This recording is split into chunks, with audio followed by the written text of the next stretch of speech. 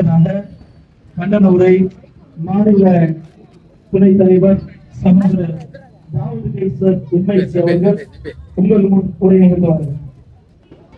அஸ்ஸலாமு அலைக்கும் வரஹ்மத்துல்லாஹி வபரகாத்துஹு. கண்ணியத்திற்குரிய எல்லாம் வல்ல ஏக இறைவனின் நல்லடியார்களே, தமிழகம் எனும் அமைதி பூங்காவில் எங்களோடு அண்ணன் தம்பிகளாக பழகி வரக்கூடிய சகோதர சகோதரிகளே, காவல் உளவு துறைகளை சார்ந்த அதிகாரிகளே, உங்கள் அனைவர் மீதும் ஏக இறைவனின் சாந்தியும் சமாதானமும் உண்டாகட்டுமாக. தமிழ்நாடு தௌஹீத் ஜமாத் திருவாரூர் வடக்கு மாவட்டத்தின் சார்பில் நடைபெறுகின்ற இந்த பேரணி எதற்காக என்று சொன்னால், இந்தியாவிலே பல ஆண்டுகளாக, குறிப்பாக தமிழகத்திலே பல ஆண்டுகளாக பெண்களுக்கு எதிரான பாலியல் குற்றங்கள் அதிகரித்துக் கொண்டே இருக்கின்றன. பருவமடைந்த பெண்கள் பாலியல் தொந்தரவுக்கு ஆளாகின்றார்கள் என்பதை தாண்டி சின்னஞ்சிறு பச்சிளம் பெண் பிள்ளைகளும் கூட இன்று பாலியல் தொந்தரவுகளுக்கு ஆளாகுவதை நாம் கண்கூடாக பார்த்து வருகின்றோம். சமீபத்திலே கோவை மாவட்டம் சூலூர் பகுதியிலே ஒரு 10 வயது பெண் பிள்ளையை சில மனித மிருகங்கள் அந்த குழந்தையை தூக்கி சென்று பாலியல் ரீதியாக துன்புறுத்தி வன்புணர்வு செய்து அந்த குழந்தையை கொலை செய்து ஒரு கிணற்றுக்கு பக்கத்திலே புதைத்து விட்டு போய்விடுகின்றார்கள். கிணத்துக்கு பக்கத்திலே போட்டுட்டு போயிடுறாங்க. அந்த குழந்தையினுடைய முகம் எல்லாம் சிதைக்கப்பட்டிருக்கிறது. கற்களை கொண்டு அடித்திருக்கின்றார்கள். இதை கேட்கக்கூடிய நேரத்திலே நம்முடைய உள்ளங்கள் எல்லாம் பதைபதைத்து போகின்றது. சூலூரிலே நடைபெற்ற இந்த பிரச்சனை தமிழகத்திலே இது மாதிரியான முதல் பிரச்சனையா? கண்டிப்பாக இல்லை. இதற்கு முன்பாக ஏராளமான சம்பவங்களை நம்ம கேள்விப்படுறோம். சமூக வலைதளங்களை நாம் எடுத்து பார்த்தால் இந்த குற்றங்களுக்கு எதிராக பலரும் வேகமாக வீரியமாக கருத்து சொல்லுகிறார்கள். இவர்களை எல்லாம் விடக்கூடாது, வாழ விடக்கூடாது, கொலை பண்ணணும், இவர்களை இந்த உலகத்தை விட்டு அனுப்பி வச்சிடணும், சவுதி அரேபியாவை போல தண்டனையை நிறைவேற்ற வேண்டும் என்றெல்லாம் வேகமாக பேசுகின்றார்கள். ஆனா எவ்வளவு நாளைக்கு பேசுறாங்கன்னா ஒரு 10 நாளைக்கு பேசுவாங்க. அதுக்கு பிறகு அவங்களும் அப்படியே மறந்துடுறாங்க. திருப்பி எப்ப பேசுவாங்கன்னு சொன்னா மீண்டும் இந்த மாதிரி சம்பவம் நடக்கும் போது இதே மாதிரி வருவார்கள். ஆனால் நாம் இதை அப்படி விடுவதாக இல்லை. சிறுமிகளுக்கு எதிரான, பெண்களுக்கு எதிரான இந்த பாலியல் குற்றங்களை தமிழகத்தை விட்டு துடைத்து எறிந்து ஒரு தூய்மையான தமிழகத்தை உருவாக்குவதற்கு நாம் விரும்புகின்றோம். நாம் நினைத்தால் மட்டும் முடியுமா? நம்முடைய கையில என்ன ஆட்சி அதிகாரம் இருக்கின்றதா? காவல்துறை, உளவுத்துறை மாதிரியான அரசு எந்திரங்கள் நம்முடைய கட்டுப்பாட்டில் இருக்கிறதா? இல்லை. இவையெல்லாம் அரசாங்கத்தினுடைய கட்டுப்பாட்டிலே இருக்கின்றன. அப்ப அரசாங்கம் இதற்கு உரிய தீர்வை எடுக்க வேண்டுமா இல்லையா? தமிழ்நாட்டிலே யார் ஆட்சிக்கு வந்தாலும் இதுதான் நிலைமையா இருக்குது. பொதுவாக அரசியல் பேசுவார்கள். நேற்று ஆட்சியில் இருந்தவங்க இன்னைக்கு ஆட்சி இழந்திருப்பாங்க. அவர்கள் சொல்லுவார்கள், இன்றைய ஆட்சியை பார்த்தீர்களா, இதிலே கற்பழிப்பு நடக்கிறது, பெண்களுக்கு எதிரான குற்றம் நடக்கிறது என்று பேசுகிறார்களே. அவங்க ஆட்சியில் இருக்கும் போது இல்லையா? அதுக்கு முன்னாடி ஆட்சியில் இருந்தார்களே, அப்ப இல்லையா? சுதந்திர இந்தியாவுடைய காலத்திலே ஒவ்வொரு சூழ்நிலையிலுமே இந்த கற்பழிப்புகளும் பாலியல் குற்றங்களும் பெண் பிள்ளைகளுக்கு எதிரான இந்த கொடுமைகளும் அரங்கேறிக் கொண்டே இருக்கின்றன. பிரச்சனை எங்கே இருக்கிறது என்று பார்த்தால், இந்த பாலியல் குற்றங்களுக்கு சரியான தண்டனை நம்ம நாட்டில் கிடையாதுங்க. அதான் பிரச்சனை. குற்றவாளிகளை வச்சு தடவி கொடுக்கறாங்க, தட்டி கொடுக்கறாங்க. அவங்க பேரிலே ஒரு எஃப்ஐஆரை போட்டு கொஞ்ச நாளைக்கு உள்ள வைக்கிறாங்க. கொஞ்ச நாளிலே அவன் ஜாமீன் பெற்று வெளியிலே வந்து விடுகின்றான்.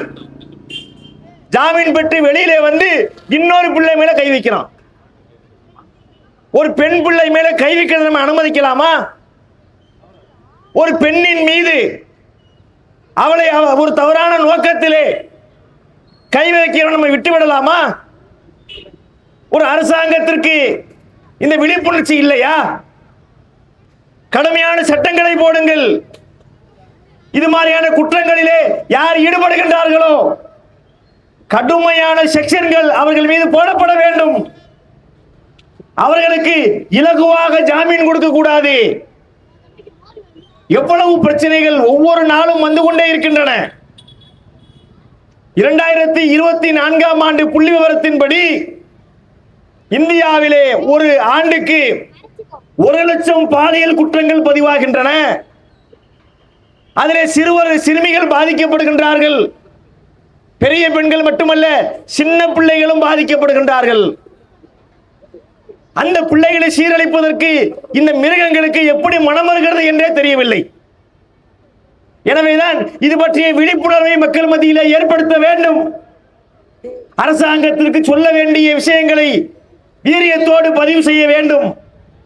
மக்களுக்கு சொல்ல வேண்டிய அறிவுரைகளை, விழிப்புணர்வை மக்கள் மத்தியில் ஏற்படுத்த வேண்டும் என்ற நோக்கத்திலே இந்த பேரணியை திருவாரூர் வடக்கிலே மட்டுமல்ல, தமிழகத்தினுடைய எல்லா மாவட்டங்களிலும் மிக வீரியமாக நாம் நடத்தி கொண்டிருக்கின்றோம்.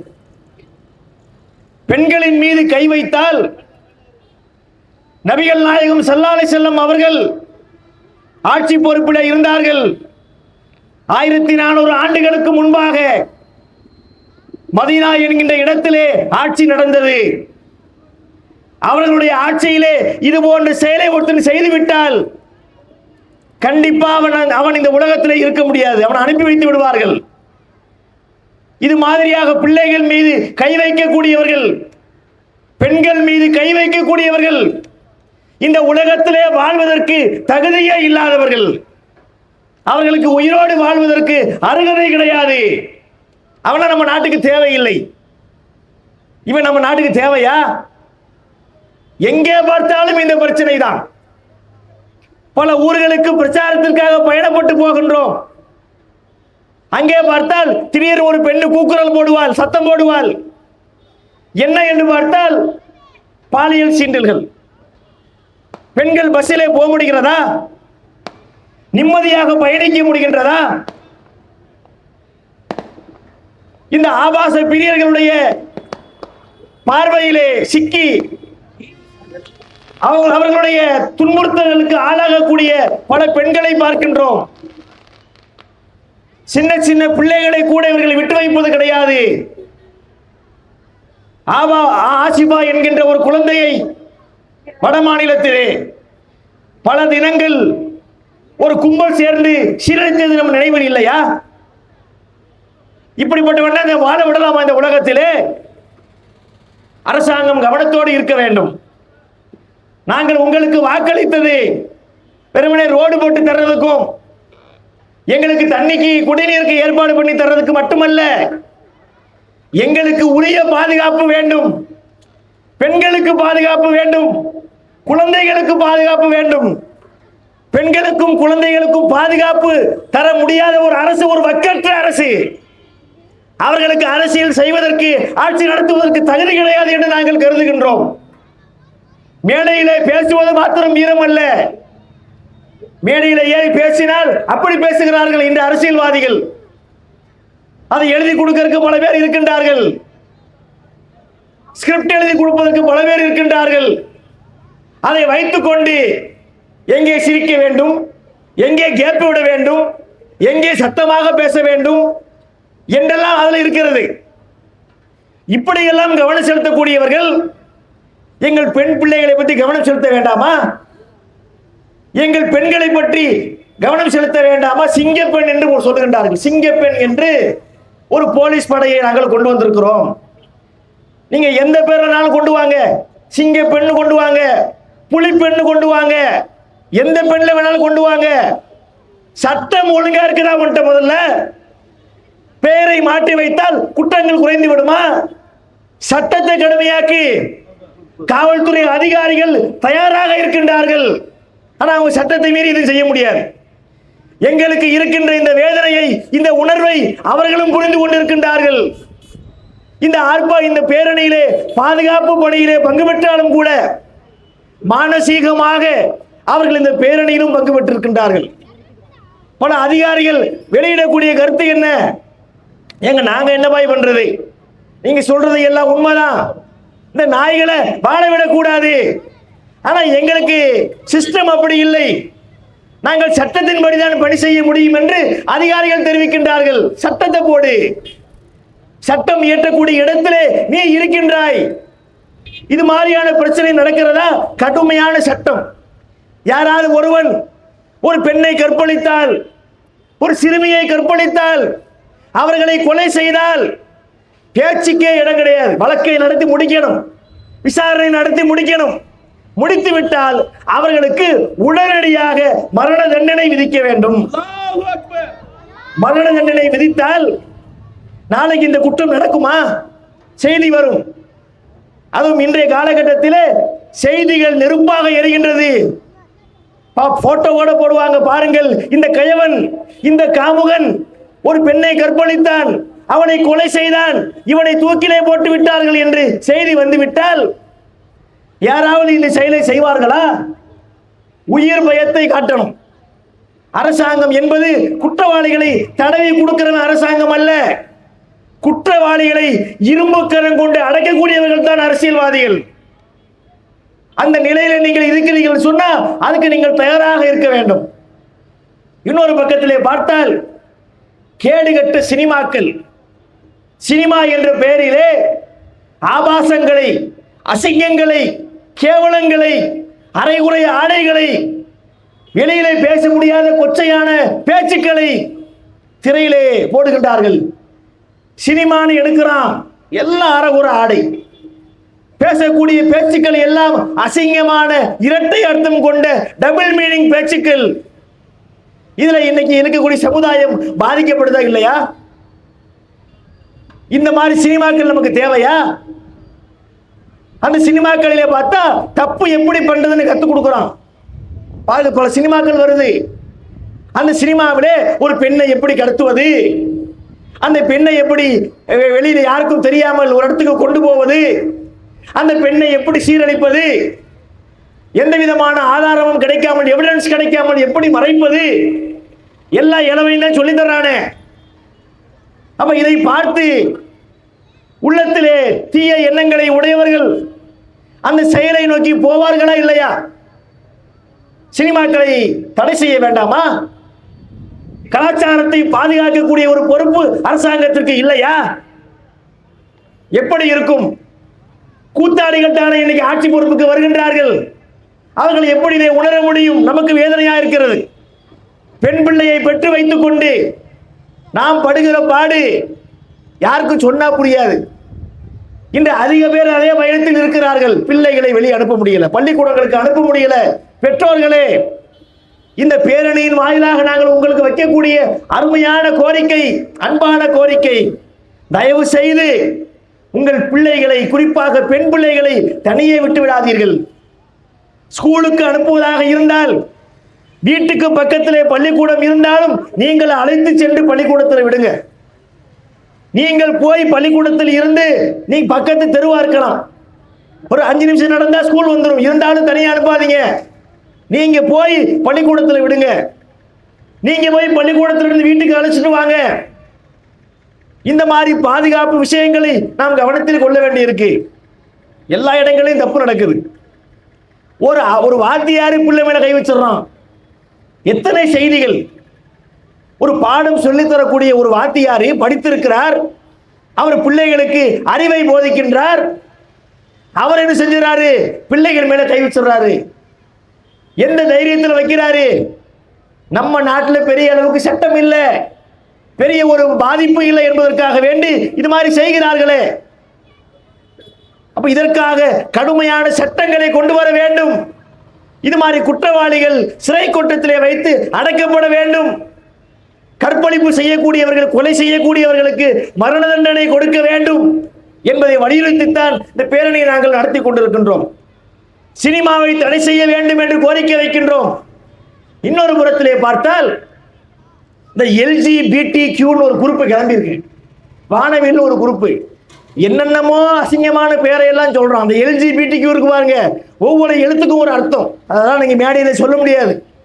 அவ்வளவு அசிங்கமான மோசமான விஷயங்களை ஆணும் செய்கிறது, ஆணும் போறது, பெண்ணும் பெண்ணும் செல்வது, ஆணும் பெண்ணும் சேர்ந்து செல்வது, அது அசிங்கமா இருக்குது. அது டீப்பா போக முடியல. இந்த மாதிரி ஒரு கேடுகட்ட கலாச்சாரத்தை குழி தோண்டி புதைக்கின்ற ஒரு கூறுகட்ட கூட்டம் தமிழகம் போன்ற பகுதியிலே வரலாமா? தமிழகம் மாதிரி இடங்கள்ல அவன் பேரணி நடத்துறாங்க. பாலியல் குற்றத்தை கண்டித்து, ஆபாசத்தை கண்டித்து நாம் பேரணி நடத்தினால் அதை ஆதரிக்கக்கூடிய விதத்திலே ஒரு பேரணி நடக்குது. அதுக்கு அரசாங்கம் போய் முட்டு கொடுக்குது. அதுல போய் எம்பிகளும் MLAக்களும் வெக்கம் கெட்டு போய் அதில் பங்கேற்கின்றார்கள். அசிங்கமாக இல்லையா? இது நம்ம கலாச்சாரமா? கேடுகட்ட முறையிலே ஒரு மோசமான விஷயத்தை ஒருத்தன் பண்றான், அவனை அடிச்சு ஓரமா உட்கார வைக்காம அந்த பேரணிக்கு அனுமதி கொடுத்து வேடிக்கை பார்க்குது நம்முடைய அரசாங்கங்கள். அப்புறம் எப்படிங்க குற்றங்கள் குறையும்? இது மாதிரி விஷயங்கள்ல தீய எண்ணங்களை, ஆபாசங்களை, காம எண்ணங்களை வளர்த்து கொள்ளக்கூடிய ஒருவன் அதை தீர்த்து கொள்வதற்கு வழி தேட மாட்டானா? அதனுடைய விளைவுதானே இன்று பெண்கள் இது மாதிரி விஷயங்களுக்கு ஆளாக்கப்படுறது, குழந்தைகள் இது போல வன்கொடுமைகளுக்கு உட்படுத்தப்படுவது வேதனையா இருக்கிறது. பெண் பிள்ளைகளை பெற்று வைத்துக் கொண்டு பதைப்பிலே பல பேர் இருக்கின்றார்கள். இந்த பிள்ளையை வளர்த்து படிக்க வைத்து ஆளாக்கி நல்ல ஒரு கல்யாணம் பண்ணி கொடுக்கணுமே என்ற கவலையிலே எத்தனை தாய்மார்கள் இருக்கின்றார்கள். இதையெல்லாம் அரசாங்கம் உணர வேண்டும். இதற்காக சரியான சட்டங்களை ஏற்படுத்த வேண்டும். பாலியல் குற்றங்களை யாராவது செய்தால் அவர்கள் கடுமையான முறையிலே தண்டிக்கப்பட வேண்டும். அவர்களுக்கு ஜாமீன் வழங்கக்கூடாது. இது மாதிரி ஒருத்தன் செய்யக்கூடிய செயலுக்கு நாம் கொடுக்கக்கூடிய தண்டனை மற்றவர்கள் இதை செய்யாமல் அஞ்சி நடுங்கக்கூடிய நிலையை உண்டாக்க வேண்டும் என்று சொன்னால் கடுமையான சட்டங்கள் ஒன்றே தீர்வு என்பதை கவனத்தில் வைத்துக் கொண்டு அதை வலியுறுத்தும் விதமாகத்தான் இந்த பேரணியை நாங்கள் நடத்தி கொண்டிருக்கின்றோம். இந்த பேரணி இதோடு முடியக்கூடிய பேரணி அல்ல.